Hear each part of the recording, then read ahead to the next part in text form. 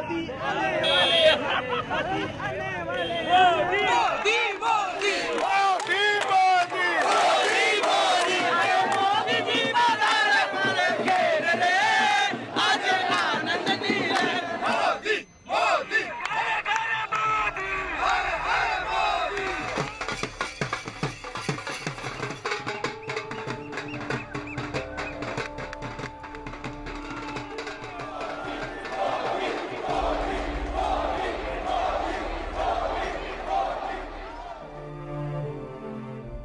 मैं हैरान हूं ये गरीबों की बात करने वाले लोग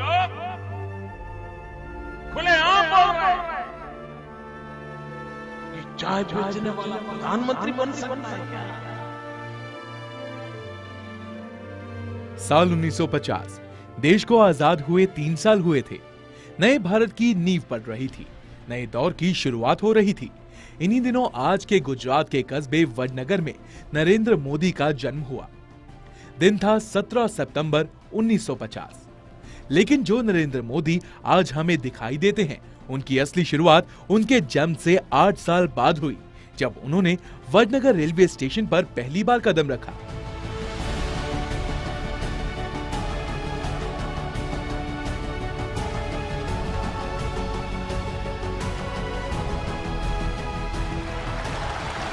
मैं नरेंद्र दामोदर दास मोदी ईश्वर की शपथ लेता हूं कि मैं विधि द्वारा स्थापित भारत के संविधान के प्रति सच्ची श्रद्धा और निष्ठा रखूंगा।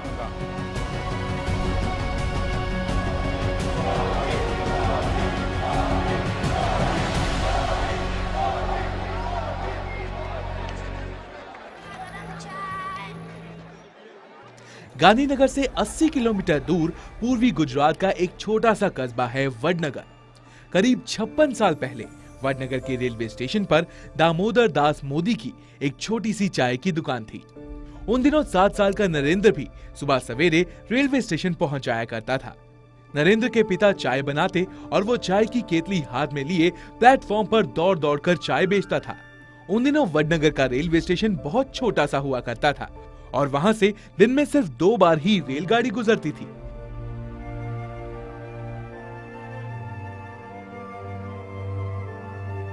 इसीलिए दोपहर में भी जब आधे घंटे के लिए छुट्टी होती तो नरेंद्र अपने पिता की मदद करने के लिए दौड़ा चला आता। लेकिन रेलवे स्टेशन के सामने बने स्कूल की घंटी जैसे ही बजती, नरेंद्र वापस क्लासरूम में पहुंच जाता। बचपन में रेलवे स्टेशन पर अपने पिता के साथ चाय बेचने में मदद करने वाले नरेंद्र मोदी आज देश के हालात सुधारने में मदद कर रहे हैं। भाइयों बहनों, महात्मा गांधी को हमें कुछ तो देना चाहिए और हमने सिर्फ राष्ट्रभक्ति से प्रेरणा से ही करना है, राजनीति से प्रेरित होकर के नहीं करना। ये सफाई तब होगी। 60 का दशक, जब गुजरात के वडनगर में दामोदर दास मोदी की जिंदगी आसान नहीं थी। बड़ा परिवार लेकिन आमदनी बहुत कम। ऐसे हाल में जब दामोदर दास का पुश्तैनी धंधे तेल बेचने से काम नहीं चला तो उन्होंने चाय बेचनी शुरू कर दी। और इस समय 8 साल का नरेंद्र भी पिता के साथ चाय बेचने लगा।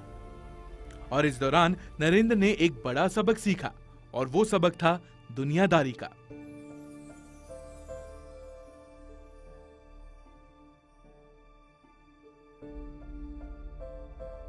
घर का नाम नरेंद्र, दोस्तों के बीच एनडी। ये साल 1962 का वडनगर था। पानी से नदी लबालब भरी थी। नदी के बीचों बीच एक मंदिर था और उस मंदिर पर लहरा रहे भगवा ध्वज को बदलने का वक्त हो चुका था। लेकिन चारों तरफ मगरमच्छ घूम रहे थे। गांव में किसी की हिम्मत नहीं हुई। उसी वक्त वो 12 साल का बच्चा नदी में कूदा। मगरमच्छों से लड़ता हुआ वह मंदिर तक पहुंचा और ध्वज बदल दिया। सारा गांव उस दिन नरेंद्र की जय जयकार से गूंज उठा। नरेंद्र मोदी जब स्कूल में पढ़ते थे तब वे भले ही औसत दर्जे के छात्र थे, लेकिन तब भी वे प्रभावशाली छात्र के तौर पर जाने जाते थे। नरेंद्र को वाद विवाद और नाटक प्रतियोगिताओं में बेहद रुचि थी। नरेंद्र क्लास में भी अपनी जिद मनवाकर ही छोड़ते थे। नरेंद्र जो करने की ठान लेता था वो उसे पूरा करके ही सांस लेता था। प्राइमरी स्कूल के बाद नरेंद्र मोदी ने हाई स्कूल में दाखिला लिया। Narendra Modi drama, debate, discussion, NCC में बढ़ चढ़कर हिस्सा लेते थे।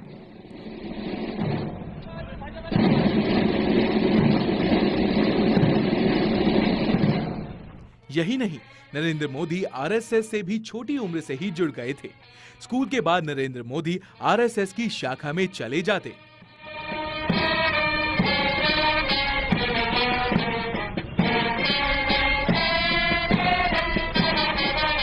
मैं आरएसएस से जुड़ा रहा। बचपन से मेरा जो कुछ भी संस्कार हुआ, मेरी डिसिप्लिन आई, मेहनत करने का स्वभाव बना, उसमें आरएसएस का संस्कार का बहुत बड़ा रोल है। माँ बाप की 6 संतानों में से तीसरे नरेंद्र मोदी की 13 साल की उम्र में यशोदाबेन चमनलाल के साथ सगाई कर दी गई और 17 साल की उम्र में नरेंद्र की शादी कर दी गई।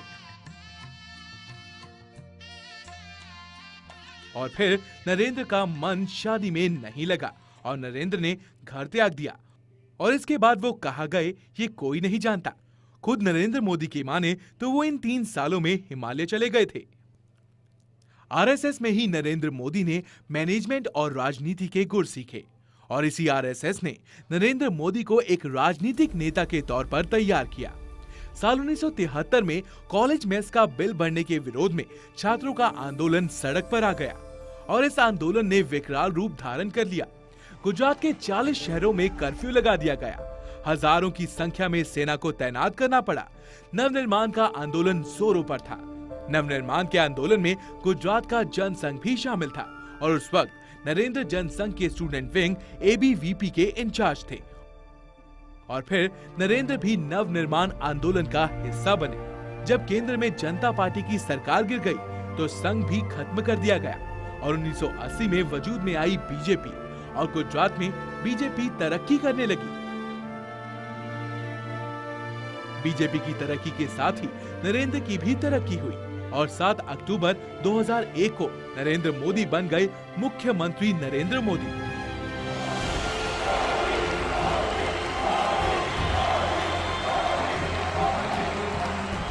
और फिर 4 बार नरेंद्र मोदी ने गुजरात के मुख्यमंत्री का चुनाव जीता।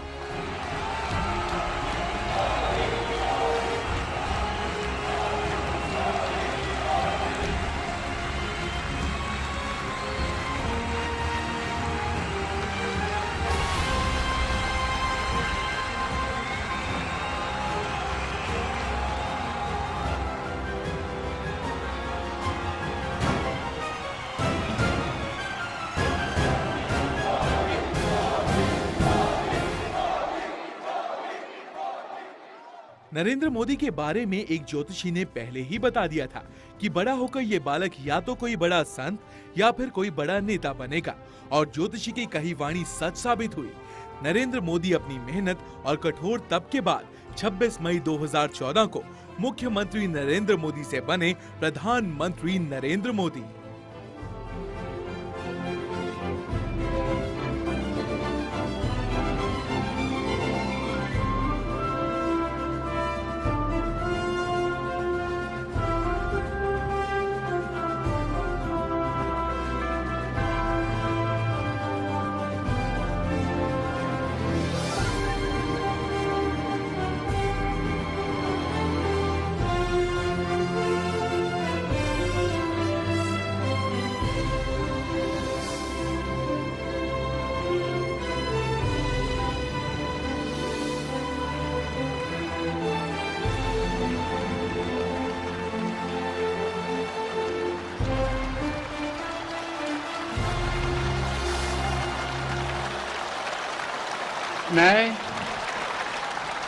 मैं नरेंद्र दामोदर दास मोदी ईश्वर की शपथ लेता हूं कि मैं विधि द्वारा स्थापित भारत के संविधान के प्रति सच्ची श्रद्धा और निष्ठा रखूंगा।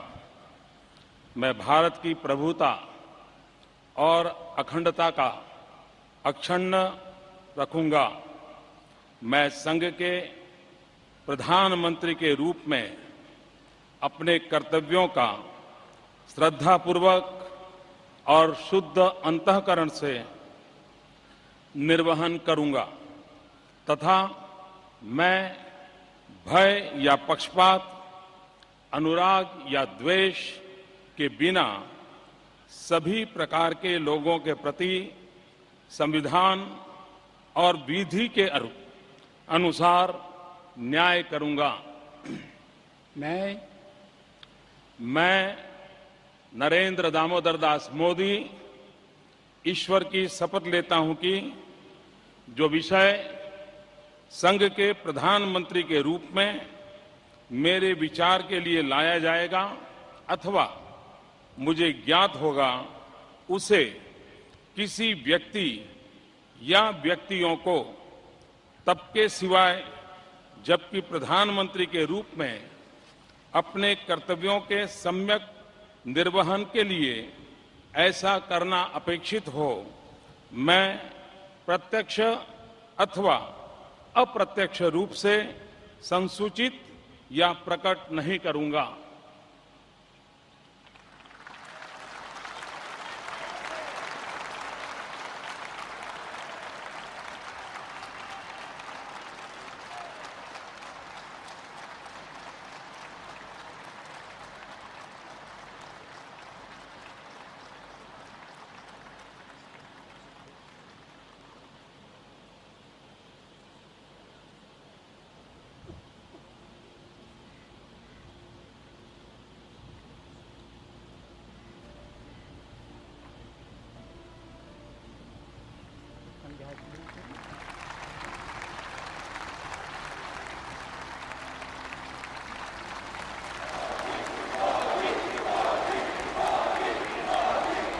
बीजेपी को देश भर में भारी बहुमत मिला।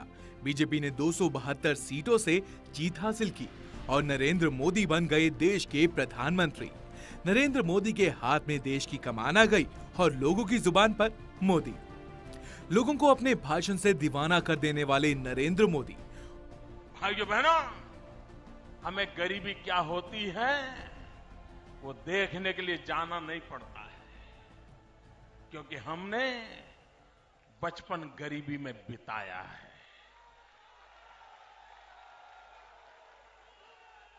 मैं तो हैरान हूं, गरीबों के प्रति इनके दिल में नफरत कितनी है। एक नेता तो कह रहे हैं यूपीए के, चाय बेचने वाला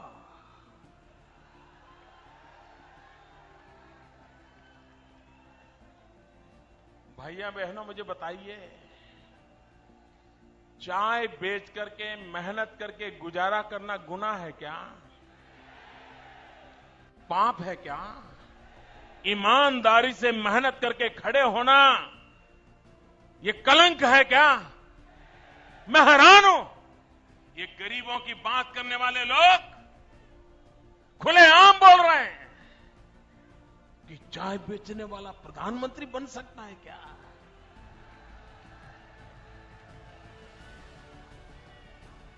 अगर देश की जनता आशीर्वाद दे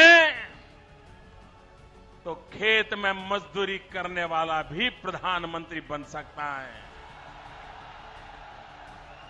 फुटपाथ पर बैठ करके जूतों की पॉलिश करने वाला भी प्रधानमंत्री बन सकता है। लेकिन भाइयों बहनों, मैं आपको मेरे संस्कारों के आधार पर कहना चाहता हूं,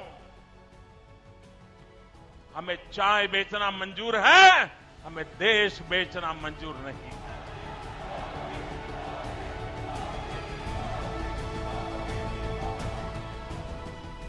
वो नरेंद्र मोदी जिनका नाम राजनीति के इतिहास में सुनहरी अक्षरों में उकर गया है।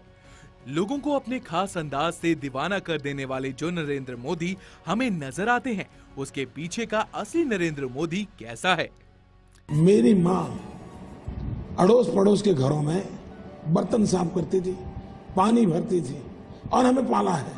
और मुझे इस बात का गर्व है कि मेरी माँ आज भी 8x8 के कमरे में रहती है, 5 रुपये 7 रुपये का हवाई चप्पल पहनती है और उसको जीवन का संतोष है ये मेरे संस्कार है, ये मेरा गर्व है। पहले भी वैसे ही थे। उनकी निगाह में परिवार वालों के लिए जब तक घर थे तब परिवार वालों के लिए कुछ करने की एक आकांक्षा थी। जब घर छोड़ा तो देशवासियों के लिए, देश के गरीबों के लिए, देश के बिछड़े हुए लोगों के लिए कुछ करने की जिज्ञासा है।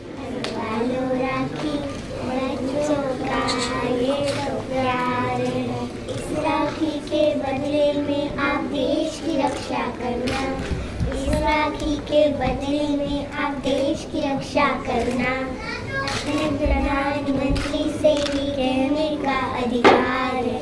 ये रक्षाबंधन सबसे बड़ा त्योहार है। बंधवा लो राखी, बच्चों का ये तो प्यार है।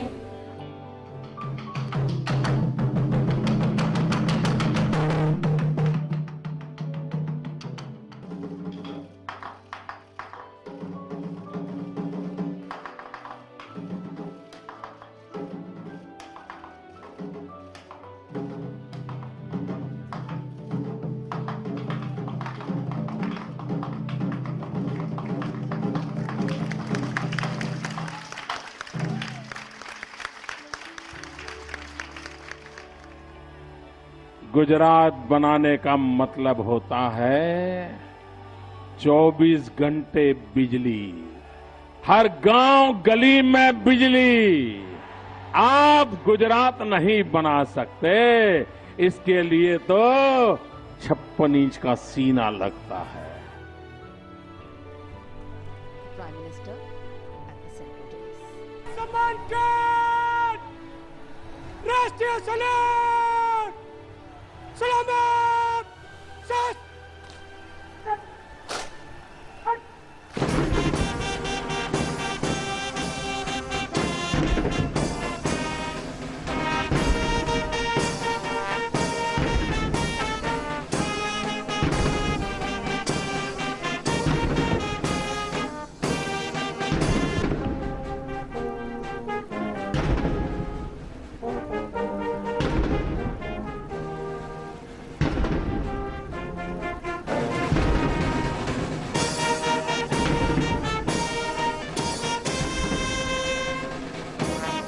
भारत माता की, भारत माता की, भारत माता की, वंदे वंदे वंदे, जय हिंद, जय हिंद, जय हिंद। प्रधानमंत्री नरेंद्र मोदी ने अभी तक अनेकों विकास के काम किए हैं। स्वच्छ भारत अभियान, make in India, Jan Dhan योजना, बीमा पॉलिसी, पूर्व सैनिकों को OROP जैसी अनेकों योजनाएं शुरू की हैं। प्रधानमंत्री नरेंद्र मोदी ने अभी तक कई विदेशी यात्राएं भी की हैं। नरेंद्र मोदी के विदेश दौरों पर साल भर में करीब 37 करोड़ रुपए खर्च हुए हैं। उनका सबसे महंगा दौरा ऑस्ट्रेलिया का था। ओबामा के बुलावे पर नरेंद्र मोदी अमेरिका भी गए और पीएम मोदी ने अपने विदेशी दौरों के दौरान कई देशों के साथ विकास के लिए कई समझौते किए। प्रधानमंत्री नरेंद्र मोदी का प्रधानमंत्री का सफर जारी है। नरेंद्र मोदी ने प्रधानमंत्री बनने के बाद भी कई मुश्किलों का सामना किया।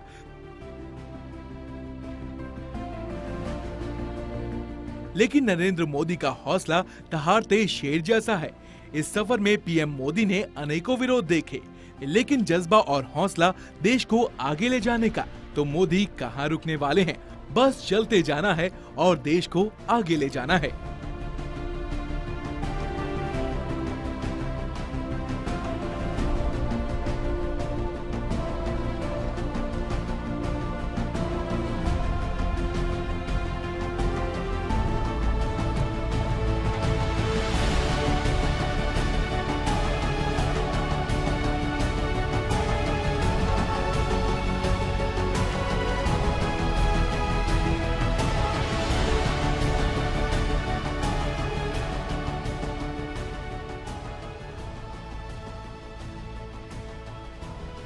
भारत की पहचान थी स्कैम इंडिया।